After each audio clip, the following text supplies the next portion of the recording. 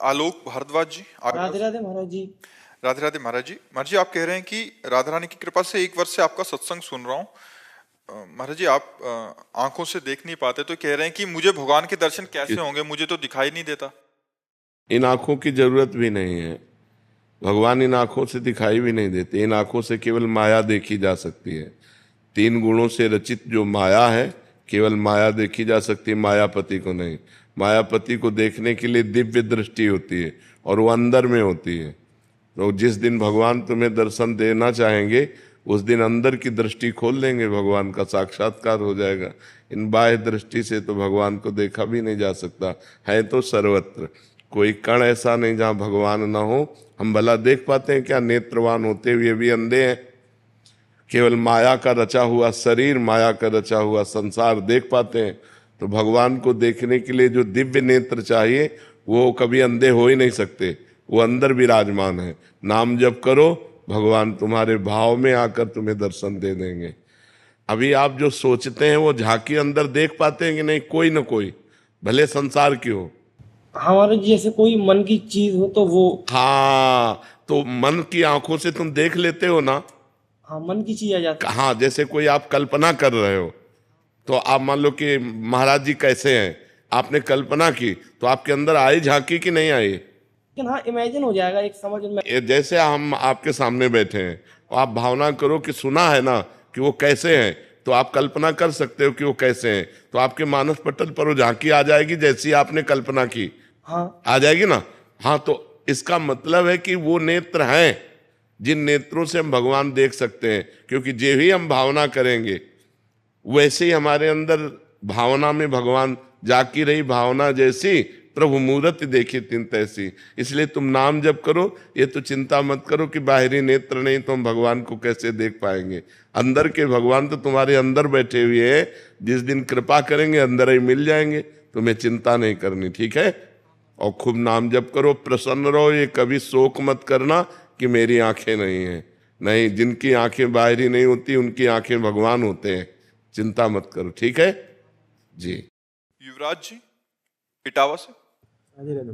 राधे राधे महाराज जी।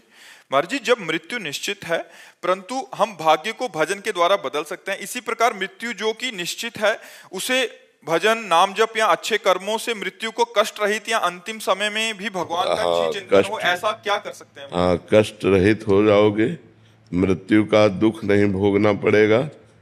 जैसे हाथी के गले से फूलों की माला टूट के गिर जाए, राय बेल की, मोगरा की, छोटी छोटी होगी, उसको पता भी नहीं चलेगा। ऐसे ही जो भजन करता है तो अंतिम समय भगवान उसकी स्मृति बन जाते हैं और इतना आनंद होता है कि उसको मृत्यु का कष्ट नहीं मिलता। पर ये उसी को जो जीवन भर भजन करता है, अंतिम समय भगवान का स्मरण आ गया और वो भगवान के पार्षद स्वरूप होकर दिव्य धाम की यात्रा करता है।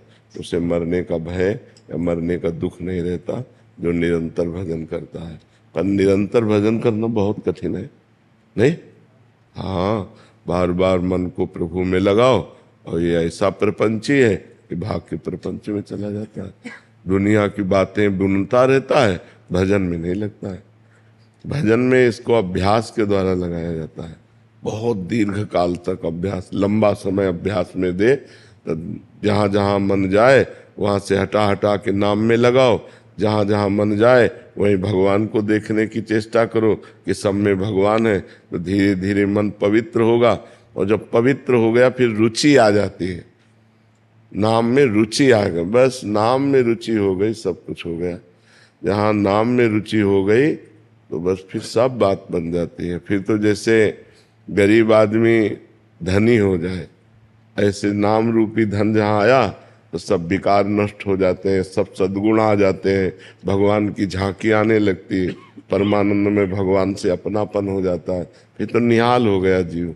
इसलिए नाम जप का अभ्यास करो, तो मन लगे न लगे, अंतिम समय यदि हम नाम का स्मरण नहीं कर पाते तो जीवन भर हमने स्मरण किया है, अंतिम समय भगवान हमारा स्मरण बनते हैं। जिस समय हमारा अंतिम समय होता है, हम बेहोश होते हैं, उस समय भगवान स्मरण बनते हैं। जय नाम ते कृष्ण, वो नाम रूप से स्फुरित होने लगते हैं। राधा राधा कृष्ण कृष्ण, बस जीव का परम कल्याण हो जाता है।